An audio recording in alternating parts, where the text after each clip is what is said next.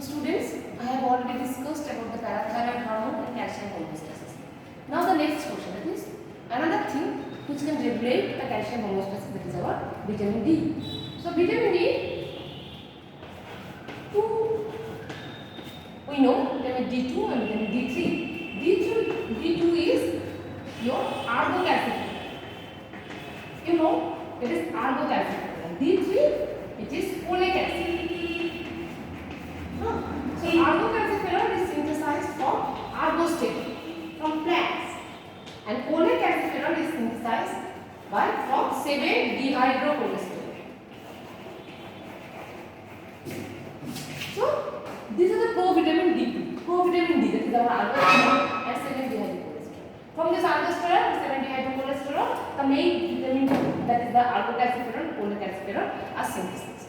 Now this vitamin D, what is the sources of vitamin D? You all know the sources,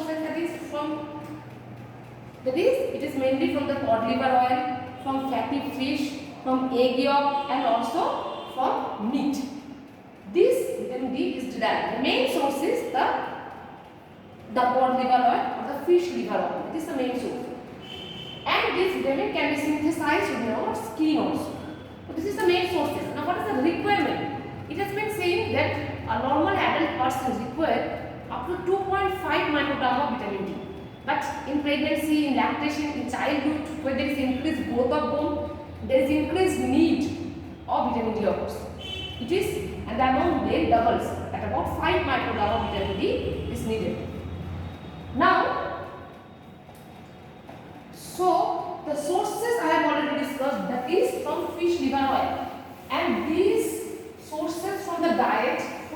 From the fish liver oil, we take it within the diet, then it comes in the duodenum and the jejunum, and here with the help of bile salt, this vitamin D is absorbed. And then it binds to vitamin B binding globulin, which is quite similar with some alpha globulin, and then it goes towards the target organs. But we can also synthesize this vitamin D. How? We all know about the term cholesterol. So cholesterol within the intestine and in the skin matrilineal layer, here cholesterol via one dehydrogenase can be converted to 7-dehydrocholesterol. And now this 7-dehydrocholesterol within the skin via the UV light, some photoisomerization occurs and there is formation of folic acid. So we can also synthesize this vitamin D. So we can take vitamin D from the sources, that is our fish liver oil, or we can synthesize vitamin D.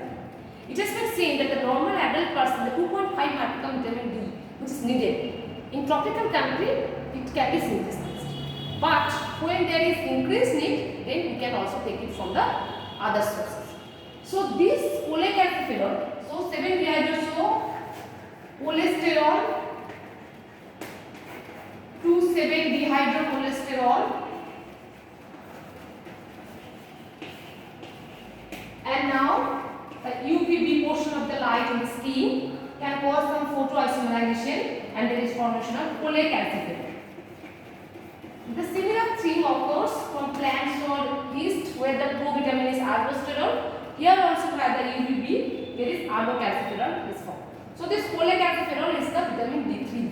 Now this folic acidiferol binds with some proteins, plasma protein, and they can go towards the organ. Here the main organ which is involved for synthesizing the active form of vitamin D, that is the calcitriol, is liver and kidney. So then this folic acidiferol goes towards liver and kidney. Now what happens in liver? In liver, this folic acidiferol is hydroxylated at 25 position, and the enzyme is 25 alpha hydroxylase. Enzyme is 25 alpha hydroxylase, and it hydroxylate the folic acidiferol, and there is formation of 25 hydroxyfolic acid. And here this is a mixed function hydroxylase. Here is role of cytochrome P450 and NADPH.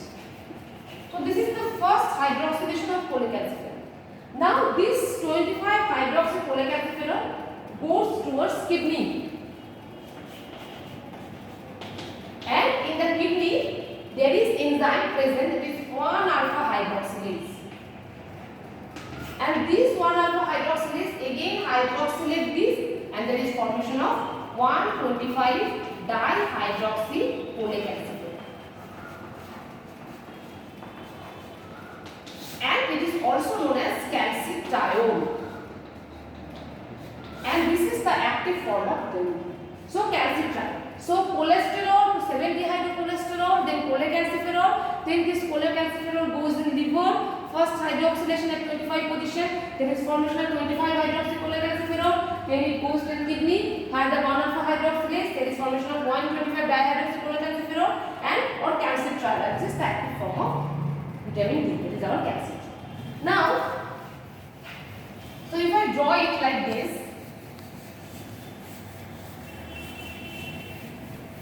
that is cholecalciferol, 25 hydroxycholecalciferol,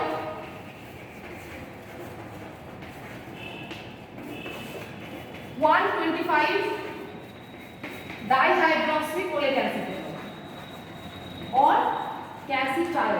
So this hydroxylation occurs in liver and this hydroxylation occurs in kidney.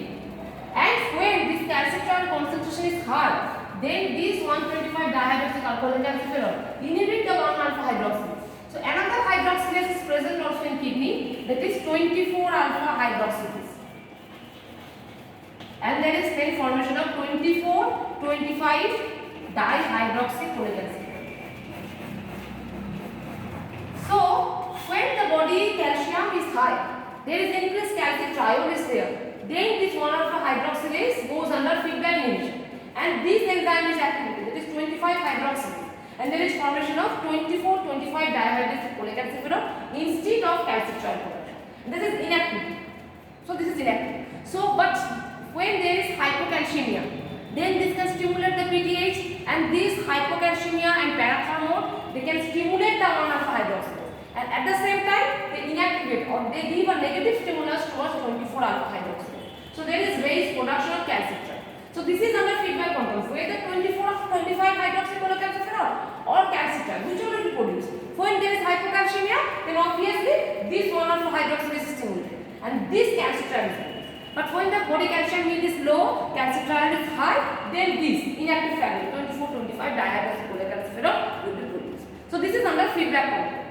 Okay students, so ultimately by this mechanism we can get the active form of vitamin D, that is our calcitriol in kidney. So two hydroxylation occur. First one is liver, that is 25 hydroxycholecalciferol, and then 1 alpha hydroxylase, that is our 125 dihydroxycholecalciferol.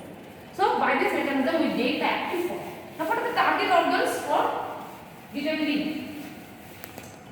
The target organs for vitamin D are first of one, the kidney, the intestine, that is our intestinal brash border cells, intestinal enterocytes or intestinal brash border cells. Second one is our bone, and third one is kidney. And the main function of vitamin D is to increase. We have seen in case of parathormone, there is increased calcium and decreased phosphorus. But the vitamin D, it causes both calcium and phosphorus raised. So both levels will be increased.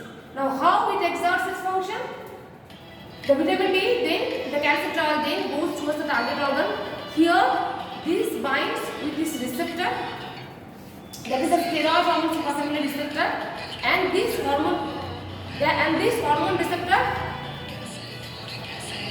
and this stop.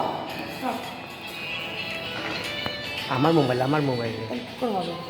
বন্ধ করুন